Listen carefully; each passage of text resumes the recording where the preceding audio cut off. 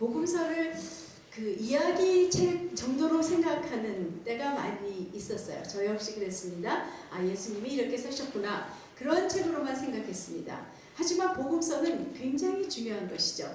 예수님이 요한복음 7장에서도 그렇고 다른 성경의 부분에서도 직접 말씀하셨어요. 선지자와 모세가 성경의 전체가 말하고 있는 것이 바로 나다 라고 말씀하고 계세요. 사실 구약 성경 창세기 때부터 예수님은 거기에 계셨을 뿐더러 하나님께서 이 모든 구약의 모든 성경을 쓰신 이유는 예수님을 보여주시기 위한 것이죠. 그렇기 때문에 예수님이 오셔서 하신 말씀은 굉장히 중요한 것입니다. 그런데 우리는 예수님께서 하신 말씀에 대해서 그냥 어떤 무슨 이야기같이 사람인데 어떻게 그렇게 하나 하면서 크게 주의하지 않고 보게 되는 경우가 많이 있죠. 그렇기 때문에 우리가 복음서에 대해서 복음서를 더 우리가 관심을 가져야 될 뿐더러 예수님께서 하신 말씀에 대해서는 우리는 정말 주의해서 그 말씀을 우리가 듣고 그 말씀을 실천하기를 힘쓰는 자들이 되어야 하는 것이죠. 예수님의 많은 말씀 가운데서도 우리 마태복음 5장 또 누가복음 6장에 나오는 이 가르침에 대해서는 산상보훈, 산상수훈이라고 얘기합니다. 예수님의 말씀 가운데서도 가장 골자가 되고 보석 같은 교훈이라는 뜻이죠. 근데 우리가 이 말씀을, 이 산상수훈을 많이 읽었지만 그것에 대해서 구체적으로 생각하지 못하고 그냥 좋은 말이겠지, 참 이상한 말이 있다, 복이 없는 것 같은 사람만 복이 있다고 하신다 하면서 이렇게 읽었을 수가 있는 것이 이 산상수훈의 말씀인 것이죠. 우리가 지난번 말씀을 잠깐 보자면 예수께서 무리를 보시고 산에 올라가셨대요. 네, 예수님은 예수님을 그저 따라다니며 예수님에게 무엇인가 받기를 바라고 예수님의 말씀을 듣지만 그냥 곧장 잊어버리고 자기의 삶으로 돌아가 버리는 많은 무리의 사람들을 보시고는 산으로 오르셨어요. 그때 제자들이 그래서 산에 올라가 앉으셨을 때 제자들이 따라가서 예수님의 앞에 있습니다. 말하자면 제자는 무리들과는 구별된 바로 예수님과 함께 있으며 예수님과 관계를 가지는, 예수님을 떠나지 않고 그분을 따르기로 작정된 사람들이 제자라는 것을 우리가 복음서에서 항상 무리와 제자로서 나누실 때 그러한 바로 그 큰 구별이 있는 사람이라는 것이죠. 우리가 교회를 다니지만 종종 무리로 살아갈 때가 있습니다. 하나님이 필요해서 또는 내가 하나님에게 무엇인가 구할 것이 있어서 하나님을 찾기도 하지만 그렇지 않으면 나의 삶을 살며 하나님과 상관없는, 관계하지 않는 삶을 살면서도 나는 믿는 자다라고 말하는 그런 사람이 바로 오늘날의 무리이며, 그러나 예수님을 쫓고 예수님을 따르고 예수님의 말씀을 듣고 그 말씀에 따라서 살기를 작정된 그런 제자의 삶이 있는 것이죠. 그래서 이 산상수훈은 무리에게 하신 말씀이 아니에요. 예수님은 무리도 불쌍히 여기셔서 많은 가르침을 주셨습니다. 하지만 이 산상수훈은 제자들, 예수님을 따르기로 작정한 제자들, 말하자면 예수님의 제자 훈련 코र्스, 제자 훈련 교재라고도 말할 수 있는 이러한 부분으로 어떻게 보면 쉽지만 사실은 굉장히 깊고 어려운 교훈들이라는 것을 우리가 지난주에도 이미 깨달은 것이 있죠.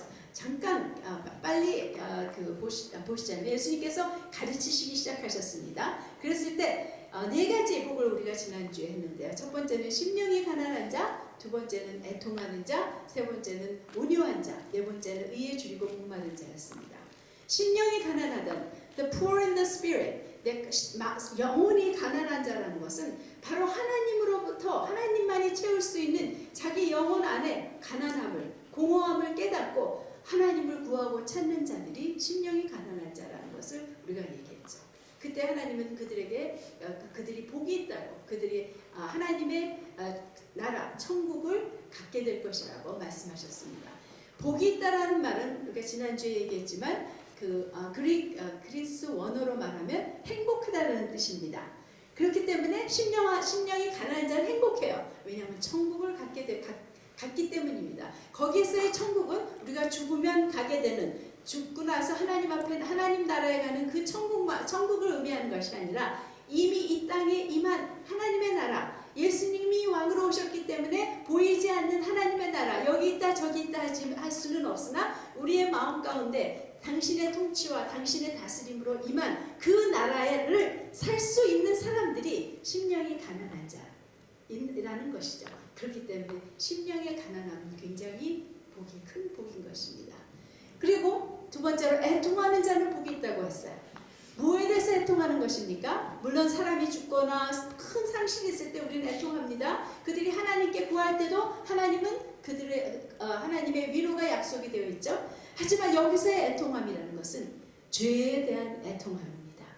죄를 보고 죄가 가져다주는 죽음, 죄의 싹신 그 죽음에 대해서 애통하는 마음으로 애통하며 있을 때, 또는 나의 죄만이 아니라 세상의 죄를 보며 다른 사람의 죄를 보며 그것을 판단하고 정죄하는 것이 아니라 하나님의 마음으로 애통하는 사람은 또한 복이 있다고, 행복하다고 하셨어요.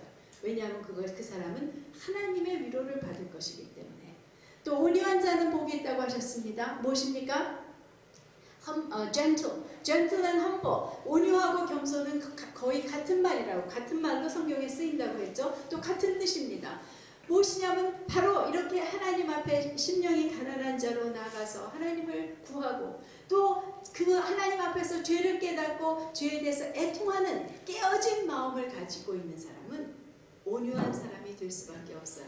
하나님 앞에 자기는 아무것도 아닌 것을 깨달으며 겸손한 사람이 되어 사람들에게는 온유한, 자기는 죽고 하나님만이 사시는 그런 온유한 자가 되는 것이죠. 그랬을 때 그 사람은 행복한 사람이라고 말씀하십니다. 제자는 그러한 온유한 자, 심령이 가난하고 애통하고 온유한 자가 되어야 하는데, 그 온유한 자가 행복한 것은 하나님께서 땅을 기업으로 주실 것이라고. 벼랑간 땅 소리가 막 떨어진다는 뜻이 아니죠. 땅에 있는 사람들에 대한 영적 권위, 그 땅의 사람들에게 영향력을 미칠 수 있는 지도자로서 세우시는, 그 사람들에게 하나님의 영향을 미칠 수 있는 사람으로 세우시는 그러한 일들이 있다는 것입니다. 그리고 의에 줄이고 목마른 자는 복이 있다고 하셨어요. 그들은 배부를 것이라고 했습니다. 의에 줄이고 목마른 자가 배부른 것은 무엇으로 배부를까요? 바로 그들이 줄이고 목마른 하나님의 의로 인해서 채워지고 만족되는 하나님과의 관계. 우리의 의는 무엇입니까? 우리는 스스로 의롭지 않은 사람입니다. 하지만 예수 그리스도로 말미암아 우리는 의롭게 여김을 받은 자, 하나님과의 올바른 관계가 우리의 의가 된 것이죠. 그렇기 때문에 의로 배부름을 입는 것은 그 하나님과의 올바른 관계로 인해서 더욱더 큰 만족을 얻게 되며, 그것뿐 아니라 하나님의, 우리에게는 없는 하나님의 의에 대한 그 의를 가지고 담고자 하는 그러한 소원으로 배부르고 줄이고 목마른 것에 대해서 하나님이 채워주시는, 점점 하나님의 의로운 삶을 닮아가는 것으로 인해서 우리에게 만족해 되는 이러한 것이라고 우리가 나눴습니다. 우리가 1번부터 네 번째, 첫 번째부터 네 번째의 그 상태를 보자면 이것은 하나님 앞에서의 제자의 태도라고 볼 수 있어요. 심령이 가난하고 죄에 대해서 애통하며 온유한 자며 의를 줄이고 목마른 자로 있는 것은 바로 하나님 앞에서 어떤 자인가. 그래서 하나님은 이렇게 하나님 앞에 이러한 자로 있는 자에게 복을 주셔서 어떠한 자로 만들고 계신 것이죠. 천국을 소유한 자로, 또 하나님의 그 사랑의 위로, 용서의 위로를 아는 자로, 또 하나님의 그렇기 때문에 하나님이 당신의 백성을 맡길 수 있는, 당신의 사람을 맡길 수 있는 땅의 기업을 얻은 자로, 또 그 구하고 찾는 그 의로 채우셔서 만족해 하시는 이러한 복이 있게 되는 것이죠. 자, 이제 5번째부터 8번째 오늘 나누게 될 4가지의 복은 하나님 앞에서 이렇게 이러한 자로 있을 때 이제는 세상에 줄 것이 있는 자로, 세상에 대해서 어떠한 자로 있는 사람들에 대한 복인 것을 우리가 보게 되는 것입니다. 바로 하나님 앞에 이러한 자로 있을 때 이제는 하나님으로부터 받은 것으로 인해서 세상에 줄 것이 있는 자로 된 것을 우리가 보게 되는 것이에요. 5번째 복은 긍휼히 여기는 자는 복이 있나니 저희가 긍휼히 여김을 받을 것이며 라고 말하고 있습니다. 오늘 우리 찬양하면서도 긍휼에 대해서 또 우리 기도하면서도 긍휼에 대해서 얘기했습니다. Mercy, compassion, 네, merciful, blessed are the merciful 이라고 영어 성경은 말하고 있죠. 긍휼이란 무엇입니까? 긍휼이란 무엇이냐면 자격도 없고 가치도 없고 권리도 없는 사람을 불쌍히 여기셔서 당신의 값으로 치르셔서 구원하고 회복하시는 하나님의 거룩한 열정이에요. 우리는 하나님의 긍휼을 받을 아무 자격도 없습니다. 그럴 만한 가치도 없습니다. 또 하나님의 긍휼을 주십사고 요구할 권리도 없는 그저 죄인, 정말 하나님 앞에서는 죽을 수밖에 없는 그러한 사람인데 그 죄를 우리의 죄를 해결해 주시기 위해서 당신의 아들, 즉 당신의 목숨을, 당신의 생명을 우리에게 주시고 그것을 통해서 우리를 구원하셨을 뿐 아니라 바로 하나님의 창조하신 그 창조의 목적으로 회복시키신, 당신의 자녀로 회복시키시고 당신의 신부로 회복시키신 그 하나님의 거룩한 열정, 엄청난 대가를 치르며 피땀을 흘리시며 그 십자가를 지고 가시는 그 예수님의 그 열정이 바로 긍휼이라는 것이죠. 그런데 우리도 긍휼히 여길 수 있다는 것이에요. 우리가 긍휼히 여기는 사람이 되는 길은 오직 하나뿐입니다. 무엇일까요? 우리가 긍휼을 입었다는 것을 참으로 깨달을 때만 다른 사람을 긍휼히 여길 수 있는 것이죠. 긍휼이란 하나님의 것입니다. 우리에게는 그러한 긍휼이 없어요. 우리는 자격 없는 사람, 가치 없는 사람을 보면 뭐라고 말합니까? 아무것도 해줄 필요가 없다고 말합니다. 심지어는 세상에서는 그런 사람은 죽어야 된다고 말합니다. 죽여라 죽여라 외치는 소리도 들었습니다. 죄진 사람? 당신이 당연히 죽어야죠. 저런 사람은 죽어야 돼 하는 말들을 할 수 있는 것이 우리들인 것입니다. 우리에게는 그런 긍휼이 없습니다. 하지만 오직 우리가 하나님이 나를 그렇게 긍휼히 여겨주셨기 때문에 내가 누리고 있는 생명까지도, 이 숨쉬고 있는 것까지도 그 긍휼로 인한 것이라는 것을 분명히 깊이 깨닫게 될 때여야 우리는 다른 사람들도 그 긍휼을 잊고 있으며 하나님의 긍휼을 잊고 있으며 그렇기 때문에 나도 그 사람들에 대한 긍휼히 여기는 마음이 생기는 것입니다. 바로 하나님의 긍휼의 마음에 나도 함께 되어지는 것이 긍휼히 여기는 사람의 마음인 것을 우리가 깨닫게 되는 것이죠. 우리는 그 긍휼이, 하나님의 긍휼히 여기심을 안다고 생각합니다. 지식적으로는 참 압니다. 긍휼의 하나님, 우리는 하나님을 얘기할 때 긍휼의 하나님 긍휼을 베푸소서, 우리가 필요할 때는 긍휼을 베푸소서 하고 굉장히 잘 기도합니다. 하지만 우리는 정말 그 하나님의 희생이 어떤 것이며 내가 얼마나 긍휼을 받을 아무 이유도 권리도 자격도 없는 자인 것을 실상은 알지 못하고 있다는 것이에요.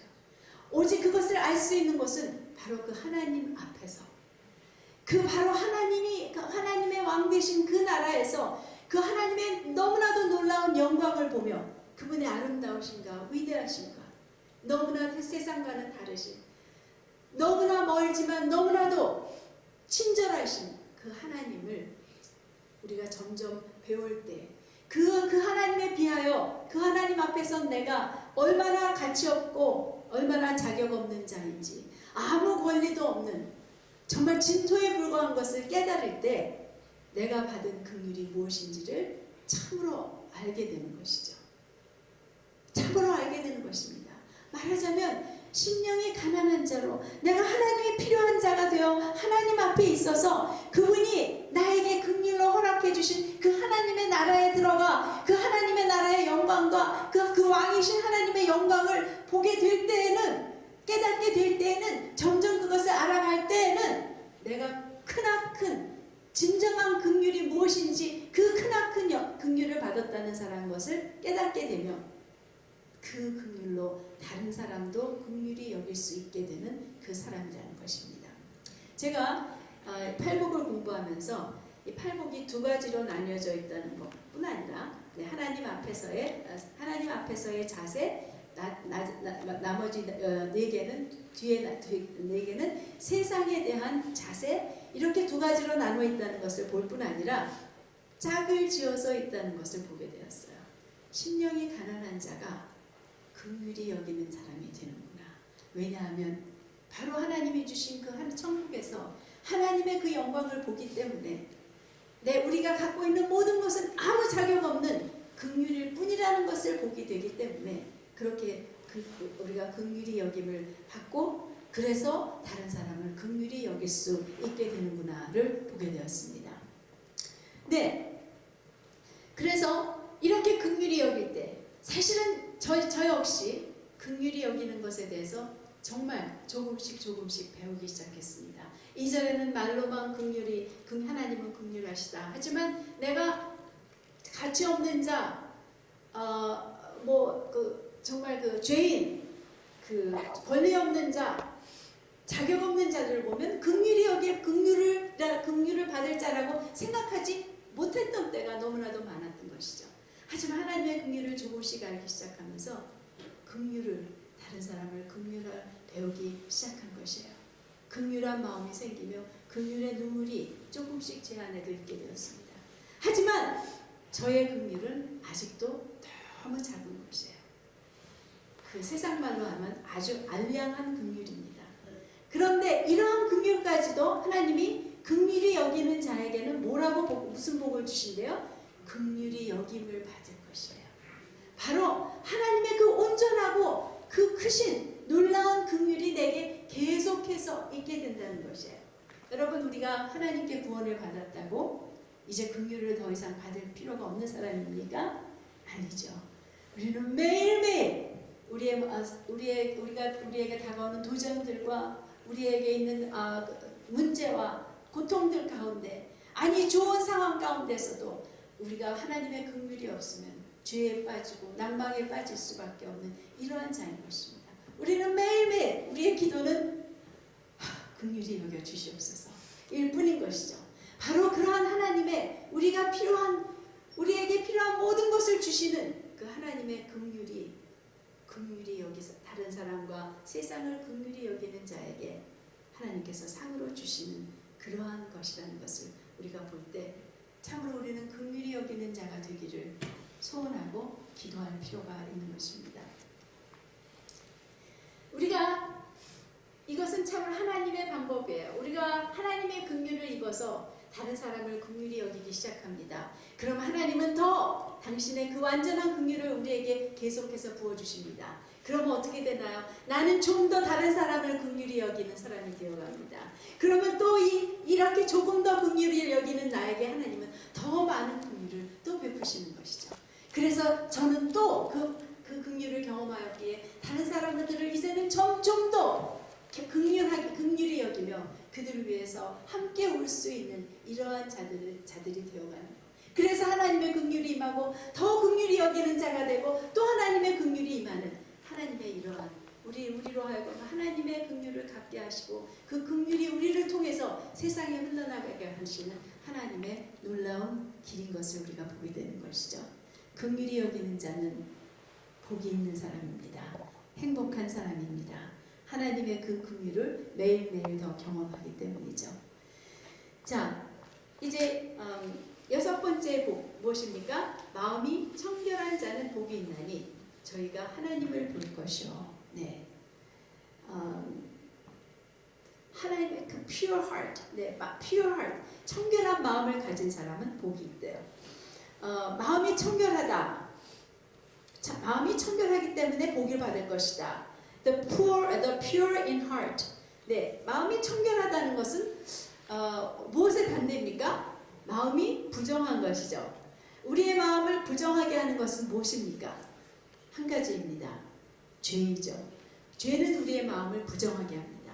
그렇기 때문에 죄가 해결되어야 우리의 마음은 청결해지는 것입니다. 그래서 하나님이 말씀하시는 것은 너희가 이제는 마음이 청결한 자가 되어서 나에게 복을 받아라.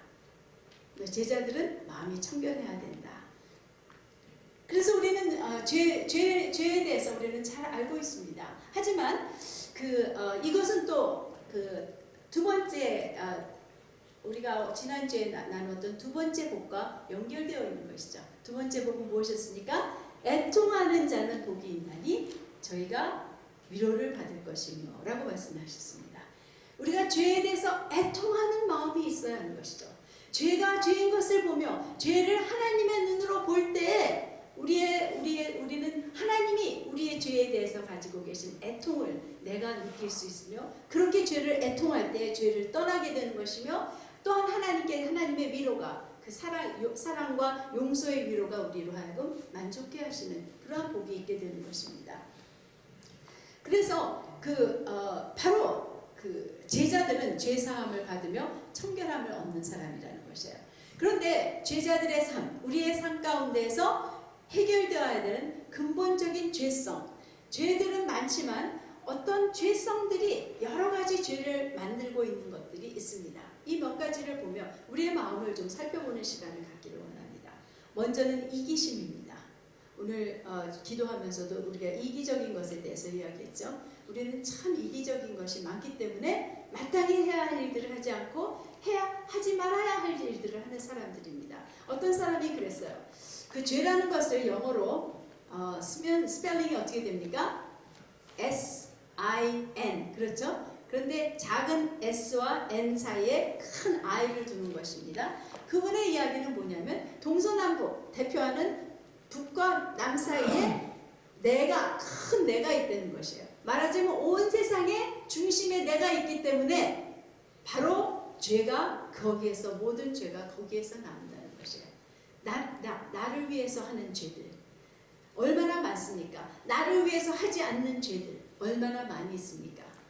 네, 이기심. 그래서 여기서는 빌립보서 2장 3절에 이런 말씀이 있습니다. 그냥 들으셔도 됩니다. 아무 일에든지 다툼이나 허영으로 하지 말고 오직 겸손한 마음으로 각각 자기보다 남을 낮게 여기고, 여기서 다툼이라고 한 말은 영어로는 selfishness예요. 이기심으로 하지 말라는 것이에요. 아무 일에든지 이기심이나 또는 selfishness 아니면 selfish ambition이라고도 되어 있습니다. 이기적인 야망으로 하지 말고 또는 허영으로 conceit로 하지 말고 오직 겸손한 마음으로 각각 남을 낮게 여기는 것이 마땅한 것이지만 우리가 그 이기심을 가지고 있을 때는 죄를 질 수밖에 없는 것이죠. 이기심이 해결되지 않고는 사실 죄를 떠날 수가 없습니다. 그렇기 때문에 정결한 마음을 가질 수가 없는 것이죠. 또 한 가지는 두 번째로는 두 마음입니다. 야고보서 1장 6절에 보면 이러한 말씀이 있습니다. 두 마음을 품어 모든 일에 정함이 없는 자로다.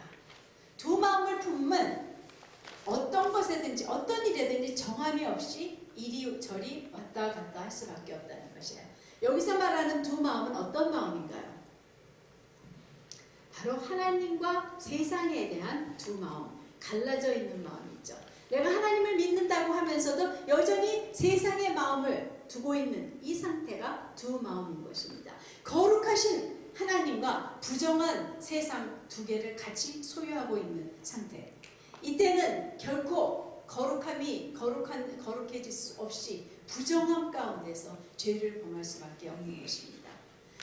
바로 마음을 돌이켜 하나님에게만 뜻을 정할 때 청결한 마음이 있을 수 있는 것이죠. 세 번째로는 탐심이 있습니다. greed. 네, 골로새서 3장 5절에는 탐심은 우상 숭배라고 해요. greed가 idol worship이랑 똑같다는 것이에요.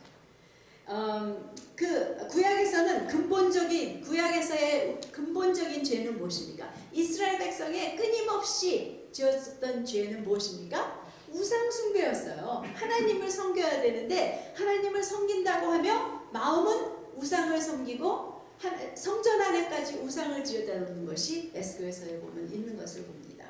네, 바로 이러한 우상 숭배, 이것은 내가 바로 그 탐심을 가지고 있는 두 마음과 아울러 탐심인데요. 탐심은 내가 탐하는 것, 내가 욕심을 가지고 있는 것을 하나님보다 더 사랑하게 되는 것이에요. 하나님보다 더 사랑하는 우상이 되어버리는 것입니다. 바로 탐심이 없는 자만이 하나님을 사랑하는 청결한 마음이 되는 것을 우리가 깨닫는 것이죠. 완고함의 죄, 완고함의 죄성. 네, 우리가 지금 보고 있는 이것들은 구체적인 죄라기보다는 죄를 낳는 우리의 죄성이에요. 그렇죠? 우리가 이기심의 죄를 졌다, 뭐 두마음의 죄를 졌다 이런 말 하지 않죠? 우리 안에 이러한 죄성이 해결되지 않으면 우리는 죄를 지을 수밖에 없는 것이기 때문에 이것들에 대해서 우리의 마음을 살펴야 하는 것입니다. 완고함, 사무엘상 15장 23절. 완고한 것은 사신, 우상에게 죽은 몸, 사신, 죽은 몸이에요. dead body, 네, 죽은 몸 우상에게 전하는 죄와 같음이라 라고 얘기하고 있어요. stubbornness, 우리 안에 완고하고, 완고한 것은 성경에서는 다른 마음으로 강팍한 마음이라고 얘기하고 있습니다. 굳은 마음, 단단한 마음. 어떤 것에 대해서 내가 정해서 이것에 대해서 내가 변치 않겠다. 나는 이것을 끝까지 지키겠다. 이렇게 완고하고 굳어져 버린 마음은 우상 숭배와 같대요. 이스라엘 백성이 거듭거듭 하나님이 말씀하시고 여러 번 기회를 주셨는데도 끝끝내 불순종하고 우상을 쫓아가는 이유가 무엇입니까? 그들 안에 완고함이 있었어요. 그들 안에 고집이 있었어요. 그들 안에 마음의 강팍함이 있었던 것이에요. 내가 이것만은 포기할 수 없다. 내가 하나님을 섬기지만 내가 이것만은 포기할 수 없다. 포기하지 않겠다 하는 그러한 완고함으로 인해서 끝끝내 하나님에게 불순종한 이러한 사람들. 그래서 우상 숭배를 한 사람이 되는 것이죠. 완고함을 해결할 때에만 그 죄를 떠나고 청결한 마음이 되는 것을 보게 됩니다. 우리 안에도 완고함이 있는데도 불구하고 우리는 완고함을 종종 죄성이라고 보지 않습니다. 나의 성격증으로 보면서 그것에 대해서는 내가 버리려고 하거나 변화되고자 하나님 앞에 변화받고자 힘쓰지 않을 때가 많이 있다는 것이에요. 작은 일에서도 그 완고함은 나타납니다. 배우려 하지 않는 것, 변하려 하지 않는 것, 그것이 바로 우리 안의 완고함이죠. 사실 우리 안에 많은 사람들이 이 완고함을 가지고 있어요. 그리고 놀랍게도 완고한 사람은 자기가 절대로 완고하지 않다고 생각하죠. 네. 고집이 세. 그럼 내가? 하면서 네, 제가 바로 그런 모습을 보였습니다. 언젠가. 네. 네, 이런 것을 정말 이것만이 다 아니죠. 무슨 어떤 그 교만이라든가 또는 여러 가지 다른 죄성들이 있습니다. 하지만 이러한 죄성들에 대해서 우리가 애통함으로 주님께 드릴 때 우리는 위로를 받을 뿐 아니라 바로 마음이 청결한 자가 되어 하나님이 주시는 그 복으로 이 세상을 섬길 수 있는 사람이 되는 것입니다. 네, 그런데 우리의 죄는요, 절대로 우리의 마음은 절대로 청결하게 우리가 스스로 만들 수 없어요. 그렇기 때문에 다윗이 이런 고백을 했습니다. 시편 51편에서 하나님이여 내 속에 정한 마음을, 정결한 마음을 창조하시고 create me a clean heart. 네, give me도 아니에요. 또는 change my heart도 아니에요. create. 네, 우리 안의 마음은, 부정해진 마음은 하나님께서 새 마음으로 창조해 주셔야 되는, 하나님만이 하실 수 있는 일이에요. 우리가 마음을 막 씻어낸다고 청결해지는 것이 아니라 하나님이 청결한 마음으로 창조해 주시도록 우리 안에 애통함으로 이러한 부분에 대해서 하나님 앞에서 해결받고자 하는 소원이 우리에게, 제자들에게는 있어야 하며, 그래서 마음이 청결한 자, 그렇기 때문에 우리는 애통하는 자로 주님 앞에 나갈 필요가 있는 것입니다. 그랬을 때 하나님은 우리의 마음을 청결케 하시고 무슨 복을 주신다고 했습니까? 청결한 자는 복이 있나니 네, 하나님을 볼 것이다. 하나님의 얼굴이 어떻게 생겼는지 알겠다. 그것이 아니죠. 사실은 문자적인 얼굴을 우리 모두가 다 그날에는 보게 됩니다. 하나님의 얼굴과 얼굴로 대하여 보게 되죠. 하지만 여기서는 하나님과의 친밀한 관계, 친구같이 얼굴과 얼굴을 대하며 보는 것과 같은 친밀한 관계, 얼굴을 대하는 관계를 의미하는 것이죠. 이런 사람은 모든 사람 안에서, 모든 만물에서 하나님을 보는 복을 누립니다. 제가 가끔 그러한 사람을 봐요. 모든 것에서 하나님을 봅니다. 모든 것에서 하나님을 보며 놀라며 찬양하게 되는, 찬양하는 이러한 사람들. 바로 마음이 청결한 사람이죠. 하나님을 보는 사람은요, 거기서 끝나는 것이 아니라 하나님을 보여주는 사람이 되는 것입니다. 이 세상은 우리를 통해 하나님을 보아야 할 필요가 있는 것이죠. 마음이 청결한 자, 내 죄에 대해서 애통하고 하나님의 위로를 받으며 내 마음이 청결해진 자는 내가 하나님과의 친밀한 관계를 누림으로 말미암아 내 안에 계신 하나님을, 내 얼굴에 비춰지는 하나님을 세상이 보게 되고 그 하나님에 대해서 보기를 원하는 소원이 세상에 일어나기 시작할 수 있다는 것입니다. 이런 재미있는 성경 구절을 제가 또 생각하게 됐어요. 마음이 청결한 자를 보면서 잠언 22장 11절에 이러한 말씀이 있습니다. 마음의 정결함을 사모하는 자의 입술에는 덕이 있으므로 임금이 그의 친구가 되느니라. 네, 마음의 정결함을 사모하는 love, 네, love the purity of heart. 그 입술에는 덕이 있대요. 그래서 임금이 왕이 그의 친구가 된대요.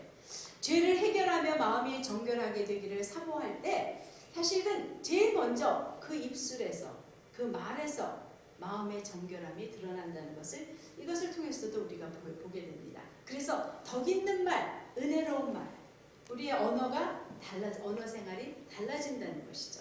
언어 생활은 굉장히 중요합니다. 그래서 어디까지 가냐면은 임금의 친구가 된대요. 우리가 가식적으로 하는 말은 아니죠. 그렇죠? 좋은 말도 가식적으로 할 수 있습니다. 그것이 아니라 정말 은혜로운 말을 할 때는 임금의 친구가 되는데, 여기서 어떤 무슨 모든 영향력 있는 지도자들의 친구가 된다라는 것을 의미할 수도 있습니다. 하지만 그 대부분의 영어 성경을 보면 그 임금을 the king이라고 얘기했어요. 그 왕의 왕이신 하나님, 바로 하나님의 친구, 예수님의 친구가 될 수 있다는 것이에요. 마음의 정결함을 사랑하는 자는 예수님을 얼굴과 얼굴로 보는 그러한 친구가 되는 것이 바로 하나님을 볼 것이라는 그 약속과 동일한 말씀이 아니겠습니까? 그래서 그 주님의 얼굴을 세상에 보여줄 수 있는, 친구 되신 예수님을 세상에 소개할 수 있는 사람이 되는 것이 마음이 청결한 자인 것을 보는 것입니다. 일곱 번째 복을 보도록 하겠습니다. 화평케 하는 자는 복이 있나니 저희가 하나님의 아들이라 일컬음을 받을 것이며. 네, 화평케 하는 자, the peacemaker. 네, 한국말로는 평화를 만드는 자예요. 평화를 만드는 자는 복이 있다. 네, 제자들은 화평케 하는 자가 되어라. 그래서 행복해라 라고 말씀하시는 것이에요. 여러분, peacekeeper와 peacemaker가 같습니까? 다릅니까? peacekeeper and peacemaker. 다르죠? 말이 다르죠? 네. 어떻게 다르냐면, peacemaker는 싸우지 않는 상태를 유지하는 거예요. keeping peace. 네. 싸우지만 않도록, 말하자면 휴전선에 있는 군인들이 peacekeeper입니다. 그런데 그 사람들은 싸움만 하지 못하도록 할 뿐이지, 그 두 양편이 적이든 아니든 상관하지 않아요. 그 사람들이 서로 미워하든 서로 원수로 저주를 하든 상관하지 않고 싸움만 하지 않게 하는 것이 피스키퍼입니다. 예수님은 우리가 피스키퍼가 아니라 그저 전쟁만 하지 않게 하는 것이 아니라 피스메이커예요. 피스메이커는 어떠한 사람이냐면 평화가 이루어지도록 해야 하는데 거기에는 큰 대가가 있는 것입니다. 자기가 그 대가를 지불하고 평화를 만드는 사람들이에요. 바로 대적하는 두 사람 가운데 서서 자신이 대가를 치르며 서로의 관계가 회복되어 화목하기까지, reconciliation이 일어나기까지 할 수 있는 사람이 peacemaker라는 것이죠. 그것은 누구의 모습입니까? 바로 예수님이 궁극적인 peacemaker, 네, 화평케 하는 자셨습니다. 하나님과 사람들 사이에 우리를 하셨고, 이제 우리도 역시 그런 화평케 하는 자로, 하나님과 하나님을 모르는 사람들 사이에 우리가 피스메이커로, 또 사람들과 사람들 사이에 우리는 피스키퍼로 있어야 하는 것이며, 그럴 때 복 있는 자, 행복한 자가 된다고 했습니다. 자, 이것은 바로 어떠한 것을 또 우리가 볼 수가 있습니까? 어떤 사람이 화평케 되나요? 바로 하나님 앞에서 겸손하여 사람들에 대해서 온유할 수 있는, 땅의 유업으로 사람들에 대한 영향력을 얻은 사람, 그 사람이야말로 다 사람들에 대해서 이렇게 자기에게 주신 영적 권위로 할 수 있는 가장 큰 일이 평화를 만들어주는 피스메이커가 될 수 있는 것인 것을 보죠. 자, 여러분 보시죠. 심령이 가난한 자는 하나님 앞에 가서 하나님을 보기 때문에, 하나님의 그 크심과 나의 작음을 보기 때문에 그 긍휼을 알게 됩니다. 그 긍휼을 아는 자로서 다른 사람을 긍휼히 여기게 되는 것이죠. 또 애통하는 자는 죄에 대해서 애통함으로 어떠한 것이 되니까 마음이 청결함이, 죄가 해결되고 마음이 청결한 자가 되어 하나님을 보는 자가 됩니다. 그래서 그렇게 마음이 온유한 자만이 평화를 만들 수 있는 자, 화평케 하는 자가 됨으로 말미암아 하나님의 자녀가 된, 하나님의 아들이라 일컬음을 받는 이러한 일을 보게 되는 것이죠. 네, 우리가 지난번에 보았던, 온유에서 보았던 말씀, 빌립보서 2장. 네, 그는 본체 하나님과 하나님의 본체시나 하나님과 동등됨을 취할 것으로 여기지 아니하시고 오히려 자기를 비워 emptied himself and became nothing 되어서 종의 본성을 가지고 사람의 형상으로 이 땅 가운데 오신 예수님의 겸손이죠. 그것이 그분의 온유함이고 그분의 겸손한 것이에요. 이러한 사람이 할 수 있었던 것이 무엇이었습니까? 그 대가를 치르고 하신 것이 무엇이었습니까? 화평케 하신 것이었죠. 하나님과 인류를 화평케 하신 것이었어요. 종의 본성은 무엇입니까? 순종하기 위해 듣고 순종하기에 주인 앞에 나가는 사람이 종입니다. 아무 대가를 바라지 않습니다. 나는 무익한 종이오니 내가 한 것은 아무것도 아닙니다 라고 말할 수 있는 것이 종입니다. 또 무엇입니까? 종은 권리가 없는 것이, 아무 권리도 말할 수 없는 것이 종입니다. 그렇게 온유해진 자만이 다른 사람들 사이에서 화평케 할 수 있는 이러한 자가 된다는 것을 우리가 보게 되는 것입니다. 이러한 사람에게 바로 고린도후서 5장 8절에 18절에도 이러한 말씀이 있습니다. 그리스도로 말미암아 우리를 자기와 화목하게 하시고 또 우리에게는 화목하게 하는 직책을 주셨나니.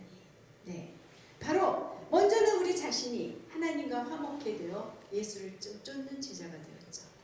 이제는 우리가 하나님과 세상을 화목해 하고 사람과 사람 사이에 화목해 하는 이런 화평케 하는 이러한 자로 우리가 살아야 할 것을 말씀하시죠.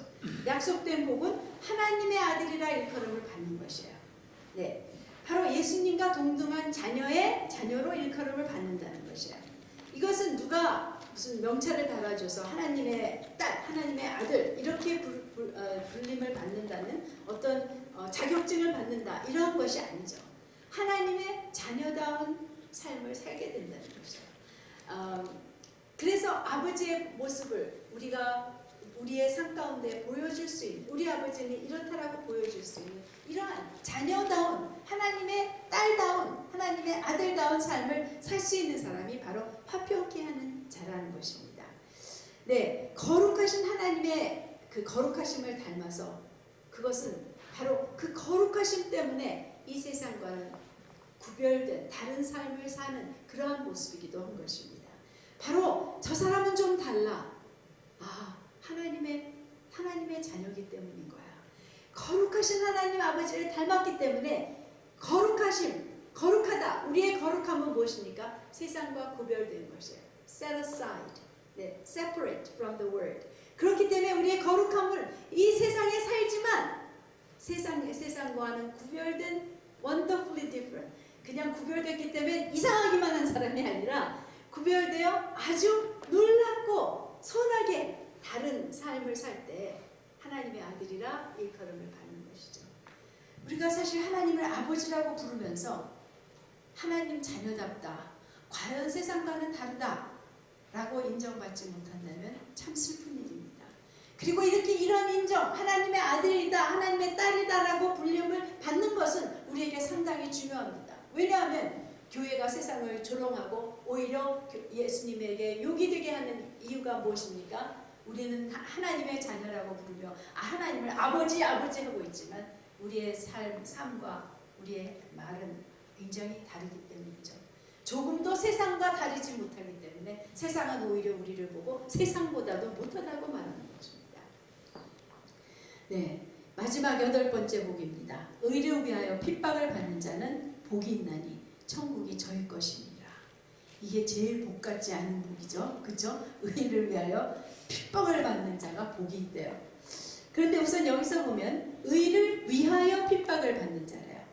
네, 의 때문에 핍박을 받는 것과 의를 위하여 핍박을 받는 것에는 또 차이가 있을까요? 없을까요? 또 있습니다. 그렇죠? 네, 의 때문에 핍박을 받는다라는 것은 어떤 것입니까? 할 수 없이 하나님을 믿으려니까 할 수 없이 피할 수 없어서 핍박을 받는 것이고 그 마음 안에는 불평과 억울함과 원망이 있을 수 있어요. 하나님을 믿다가 괜히 이렇게 됐어. 하나님을 믿어서 괜히 하나님을 믿었나 봐. 이러한 그 불평과 원망함이 있을 수 있는 것입니다. 하지만 의를 위하여 핍박을 받을 때는 기꺼이 받는 것이에요. 그리스도의 고통에 참여하는 것을 참여하는 자의 자랑스러움으로 핍박을 받게 되는 것이죠. 빌립보서 1장 29절 말씀에 이러한 말씀이 있습니다. 빌립보서 1장 29절 그리스도를 위하여 너희에게 은혜를 주신 것은 다만 그를 믿을 뿐 아니라 또한 그를 위하여 고난도 받게 하려 하시니라. 하나님이 우리에게 은혜를 주신 것은 믿을 수 있도록만 주신 것이 아니라 그를 위하여, 다시 한번 예수 그리스도를 위하여 고난도 받을 수 있다는 것이에요. 그 말을 바꿔서 보면 우리가 고난을 받을 때에는 그 은혜가 또 있다는 것이에요. 우리가 의를 위하여 핍박을 받을 그러한 자가 되기를 원한다면, 소원한다면, 네, 참 어려운 소원이죠. 하지만 우리 안에도 그러한 소원이 있게 되기를 바라죠. 그렇다면 그 고난도 받을 은혜가 우리에게 충분히 주어진다는 것입니다. 네, 저는 참 그런 상상을 잘합니다. 내가 일제시대 때 반일 운동을 하다가 감옥에 들어갔는데 막 손톱을 뽑는다 그러면 어떻게 할까? 막 물을 막 나한테 막 이렇게 물을 막 주면서 물을 먹이면서 막 그렇게 고문을 하면 나는 어떻게 할까? 그런 걱정을 할 때가 있어요. 근데 그것은 걱정할 것이 아니에요. 만약에 하나님께서 나를 그런 자리에 두셨다면 그것까지도 감당할 은혜가 있다는 것이죠. 그리고 그것에 대해서는 정말 그 말씀대로 그 은혜로 고난도 달게 받을 수 있는 사람이 될 수 있는, 네. 그런데도 아직도 우리는 좀 피하고 싶은 마음이 있습니다. 하지만 염려하지 마세요. 이것은 우리를 키우시면서 우리가 가고 싶은 곳이 되게 하면서 이르게 하시는 곳이지 지금 우리가 하고 싶지 않아요 하는 사람들에게 하라고 하시는 일은 절대로 아닙니다. 사도행전 6장 41절에 보면 베드로와 사도들은 그 이름을 위하여 능욕받는 일에 합당한 자로 여기심을 기뻐하면서 공회 앞을 떠나니라 라고 얘기했습니다. 그러면 어떻게 이 사람들은 어떤 사람들은 이렇게까지 의를 위하여 핍박을 받으며 기뻐하고 또 그것에 대해서 자랑스럽게 생각할 수 있었을까요? 바로 그것은 우리가 지난주에 본 네 번째 복, 의에 줄이고 목마른 자였기 때문입니다. 의에 줄이고 목마른 하나님의 그 의, 정말 그 완전하시고 또 정말 선하시고 우리를 충분히 만족해 하신 그 하나님의 의를 사모하며 내 안에도 그것이 이루어지기를 바라며 하나님과의 올바른 관계, 우리에게 이미 주신 그 의를 간절히 사모하는 마음으로 사는 사람들은 결국은 의로 인하여 만족해 된다고 했죠. 하나님의 그 의로우심으로 만족해 되며 하나님의 의로우심으로 배부르게 됐을 때 그 하나님의 의가 얼마나 아름답고 얼마나 온전하며 우리를 진정으로 만족해 한다는 것을 경험했을 때 그 의를 위하여 죽을 수 있는 사람이 된다는 것이에요. 죽기까지 할 수 있는, 핍박을 받을 수 있는 사람이 된다는 것이죠. 의로 만족해 본 사람, 그 의의 진정한 의를 맛본 사람들은 그 의를 위하여서도 죽을 수 있는 사람이 된다는 것입니다. 네, 예수님이 잡히시자 목숨을 잃을까 두려워해 도망갔던 제자들, 또 살아나셨다는 소식을 듣고도 여전히 유대인들이 자기들을 잡을까 두려워해서 문을 잠그고 숨어있던 제자들, 이들이 그 이름을 위하여 능력받는 일에 합당한 자로 여기심을 기뻐했습니다. 무엇입니까? 바로 이 제자들은 살아나신 예수님을 만나며 그분의 의로우심을 진정으로 경험하였기에 그 의로우심을 맛보고 그분의 오르심, 그분의 길에, 그 십자가의 길에 오르신 그 길에 참으로 훌륭하심을 깨닫게 되었을 때, 그것에 만족했을 때는 의를 위하여 환난을 받기를 기뻐할 수 있는 사람, 의를 위하여 핍박받기를, 죽기까지 핍박받기를 정말 영광으로 생각할 수 있는 이런 사람이 된 것이죠. 이들에게 약속된 복은 무엇입니까? 천국이 저희 것이니라. 이상하지 않습니까? 그거는 첫 번째 나왔던 건데, 심령이 가난한 자에게, 제일 먼저 나왔던 심령이 가난한 자에게 주신 천국을 이렇게 의를 위하여 핍박받은 자에게도 똑같은 것을 주신다고 좀 이상하게 생각됩니다. 네, 여기에는 분명한 차이가 있습니다. 똑같은 말이지만 심령이 가난한 자에게 약속된 천국이란 바로 그 천국에 들어가는 문이 열린 것이라면, 그래서 천국에 발을 디딜 수 있게 된 것이라면, 의를 위하여 핍박을 받은 자가 나에게 받을 천국은 더 깊이 들어가 왕이신 주님 가까이 있게 되는 길을 가게 되는, 바로 같은 천국이지만 더 높은 차원의 천국, 더욱더 깊이 들어가는 천국, 더욱더 가까이 주님 앞에 있게 되는 그 천국을 의미하는 것이죠. 여러분, 그 음반표가 도레미파솔라시, 그 다음에 무엇입니까?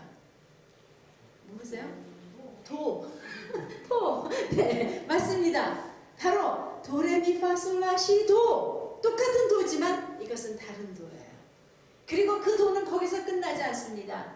더 계속해서 올라가고, 물론 사람들은 기껏해야 하이, 높은 솔이나 라 정도까지 있고, 물론 더 올라가는 사람도 있습니다. 하지만 이론적으로는 그것은 영원히 더 높은 소리로 올라갈 수 있는 것이죠. 그것과 마찬가지로 이 팔복에서도 바로 우리는 그 의를 위하여 핍박받고 그 핍박을 받는 자들에게 주신 이 천국은 또다시 더 높이 올라갈 수 있는 그러한 천국이 되는 것이죠. 어떻게요? 우리는 다시 언제나 심령이 가난한 자로 돌아가야 하는 것입니다. 내가 의로 핍박을 받았을지라도 내 마음은 또 부요해질 수 있는 악한 마음이죠. 나는 더 이상 하나님을 위해서 죽지 않을, 나는 하나님을 위해서 이렇게 큰 일을 한 사람이기 때문에 더 이상 하나님이 필요 없는 사람같이 심령이 부요한 자로 살 때, 그때부터 어떤 일이 생깁니까? 이기심, 교만함, 이러한 것들로 죄를 짓기 시작하는 것입니다. 우리는 언제나 또다시, 그래서 제가 지난주에도 복의 시작은 무엇이다라고 말씀드렸죠. 심령의 가난함인 것이에요. 우리는 다 또다시 돌아가야 할 것은 내 안에 심령의 가난함이 있는 것을 구해야 되는 것이에요. 내 마음이 혹시 부여해졌을까봐, 내 마음이 혹시 나 스스로 충족한 자가 되어서 하나님이 필요 없는 자로 살고 있지 않나 보며, 내가 그 하나님에 대한 가난함이 없다면 구하는 자가 되어야 되는 것입니다. 하나님, 저를 심령이 가난한 자가 되게 해주세요. 저는 내 안에 있는 가난함을 압니다. 하지만 이 가난함을 깨닫지 못하고 있는데 이 가난함을 깨닫게 해주세요 하면서 또다시 심령의 가난한 자가 되었을 때, 우리는 죄에 대해서 애통하는 자가 될 수밖에 없습니다. 그 거룩한 하나님, 거룩한 왕을 보았을 때 나의 죄는 드러날 뿐더러 이 세상의 죄에 대해서도 애통하며 그 죄에 대해서 중보하고 내 죄에 대해서는 회개하는 자가 되는 것. 그래서 그렇게 마음이 깨어진 자는 온유한 자가 되는 것이며, 또 그렇게 온유한 자가 되었을 때는 의에 줄이고 목마른 자가 되어 하나님의 그 의를 바라고, 그랬을 때는 하나님이 오늘 우리에게 가지라 하신 그 복을 가질 수 있는 자, 긍휼히 여기는 자, 마음이 청결한 자, 화평케 하는 자, 의를 위하여 핍박을 받을 수 있는 자가 되어 하나님께 또다시 또 한 차원의 높은 천국에 들어가는, 더 깊이 들어가는, 또 하나님을 더 깊이 살게 되는 그 자리에 있게 되는 복을 누리게 된다는 것입니다. 여러분, 우리는 그렇기 때문에 이 하나님이 우리들에게 예비해 놓으신 이 길을 걸어가고 있는 사람입니다. 이 길은 세상의 관점으로 보면 불행한 길입니다. 이 길이 행복하다라고 말할 수 있는 것은 세상에는 없습니다. 하지만 우리는 알고 있습니다. 이것만이 행복한 길인 것임을. 우리 안에 이미 하나님의 사람이 되었을 때, 구원을 받았을 때 우리는 세상의 마음을 빼앗기지만 절대로 더 이상은 세상으로 만족할 수 없는 사람이라는 것을 아는 것이죠. 우리가 그렇기 때문에 우리는 적당히 세상도 누려보겠다는 마음을 절단해야 하는 사람들입니다. 그리고 오직 하나님에 대해서 심령이 가난한 자가 되어 하나님을 구하고 찾는, 정말 하나님을 더듬어 찾는 이러한 사람으로 또다시 시작할 때 하나님은 당신의 그 복으로 우리를 환난에 의를 위하여 핍박을 받기까지 그 자리까지 높여주실 수 있는 분이시며 우리를 그 천국에 더욱더 깊이 들어가 그 천국의 기쁨, 천국의 평강, 천국의 의와 희락, 의와 평강과 희락을 누리게 하는 그런 하나님이신 것을 우리가 알게 되는 것입니다. 네, 이렇게 해서 다음에 산상수훈의 다음에 나오는 부분은 우리 제자들의 그 신분에 대해서, 세상 안에서의 신분, 빛과 소금에 대해서 나누게 되는 것입니다. 이렇게 됐기 때문에 우리는 빛과 소금으로 세상에 있을 수 있는 것을 나누는 것이죠. 그래서 우리가 다음번에 그것을 나누기로 하고요. 우리가 이제 잠시 하나님 앞에서 우리 기도하고 끝나도록 하겠습니다.